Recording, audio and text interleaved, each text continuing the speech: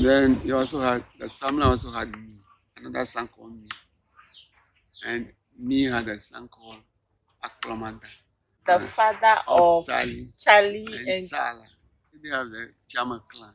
Okay. But Sala is Yokofanochi of the Ashanti.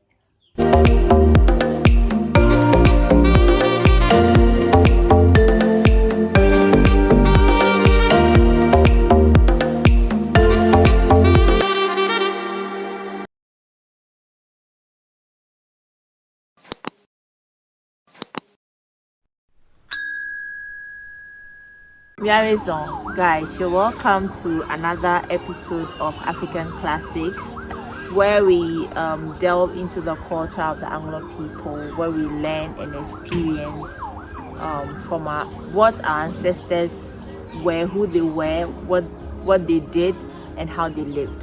So in the previous episode, we spoke about the general culture surrounding the migration of the Anglo people from where they were originally to where they are now, how they got here, and what the history is all about in names. But in today's episode, we'll be delving deeper into the.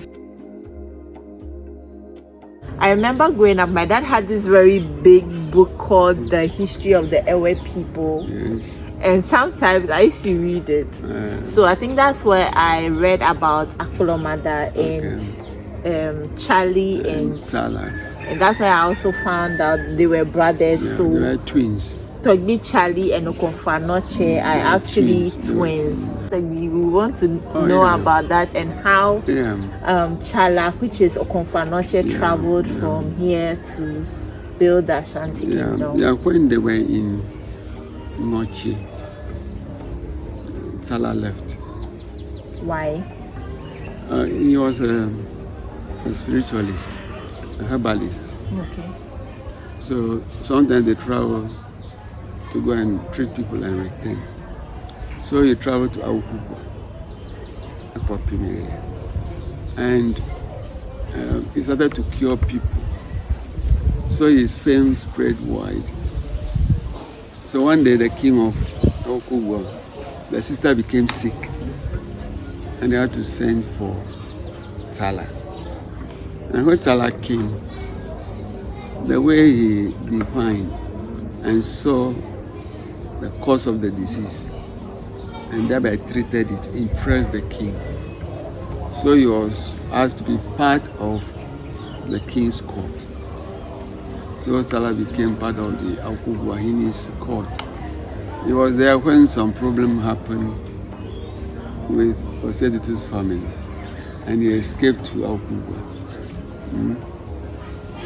He was there when he heard that Obiriyebua, his uncle, died, and he was in line. Obiriyebua was the uncle of the chief of Awukugwa, or no, of Ashanti. Of the Ashanti. Ashanti, yeah. Oh, okay. So he had to return to the Oyoko clan. At that time, there was no Ashanti even. So they had settlements. So when he was going back, he pleaded with Sala to accompany him. So he followed him. When they reached, there was a need for having a capital town. And so he planted 3 trees. One in Kumau, another in Kumasi, and a third one, I forgot the name. Now the 3 planted in Kumau died. The one in the second settlement flourished, but it wasn't bearing fruit. But the one in Kumasi bore a lot of fruits. So he told me that this should be the capital of the kingdom he was about to establish. Then after that, he decided to give them a stool. And so we were told on one Friday, he conjured a stool from the sky and gave it to the Asante. And it's called Okugwa Coffee, because it was on Friday. He also made... The stool was called Okugwa Coffee. Yeah, because it was conjured from the sky on Friday. So he helped his friends to establish the Ashanti state. They started to wage wars on the neighboring states, conquering them, making them be part of Ashanti. So he helped. If you want to verify this fact, you look at the statue of Okwanochi, you will find that he had straws around the waist and underneath, reeds. Normally, our friends from Ashanti, their fetish priests normally put on calico. Calico, Yeah, the gray bath. The calico is the white one. The gray bathed one is Gaga. Okay, so they are different. You have Gaga and Atlala. Atlala is the calico. Oh, okay. Gaga is the gray bath. Yeah. Oh, okay. So you realize that the way he dressed showed that he wasn't an Ashanti mystic. Mm-hmm. But today, a lot of people claim it was from them. The Nzima people also claim it was from Nzima. Our people also claim it from, even Ashantis also claim it's from Ashanti.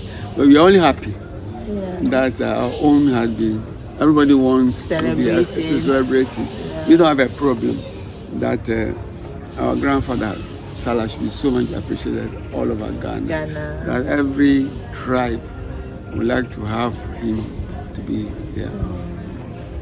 Guys. But his twin brother, he stayed back, Sally.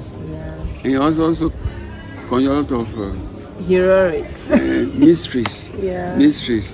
In fact, it was he who prayed over the wall in Mochi before they broke it.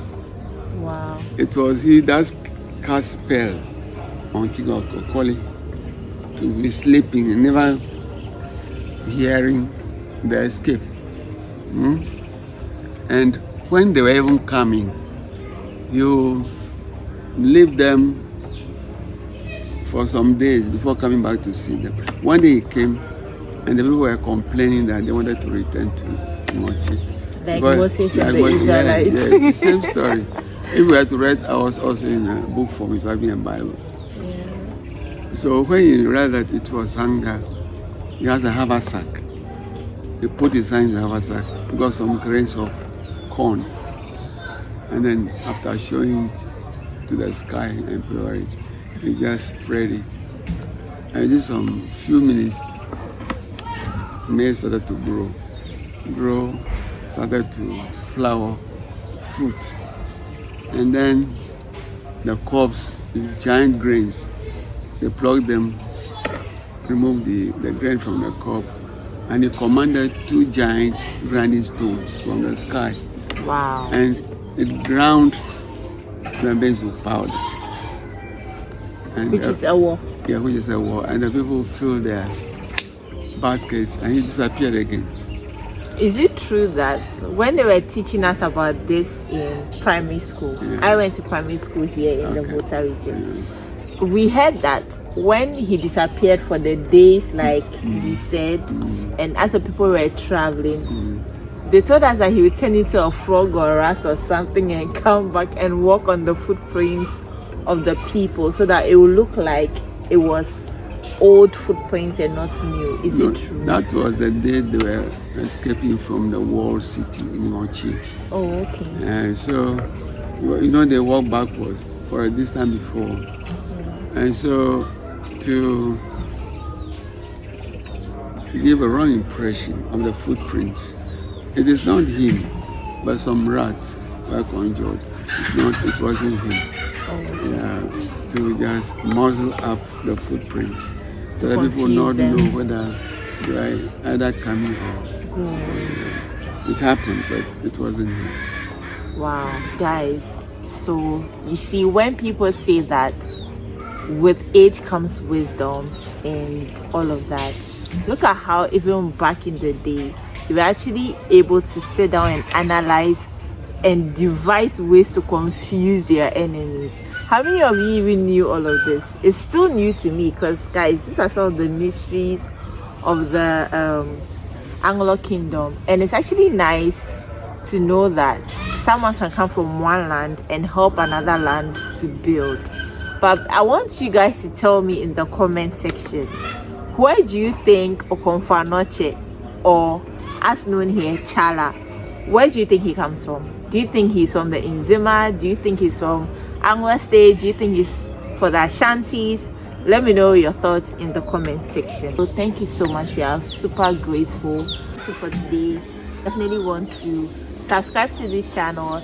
Let us know in the comment section what you think, what you have learned, and like and share this video to your friends and family. We'll see you guys on the next one. Bye.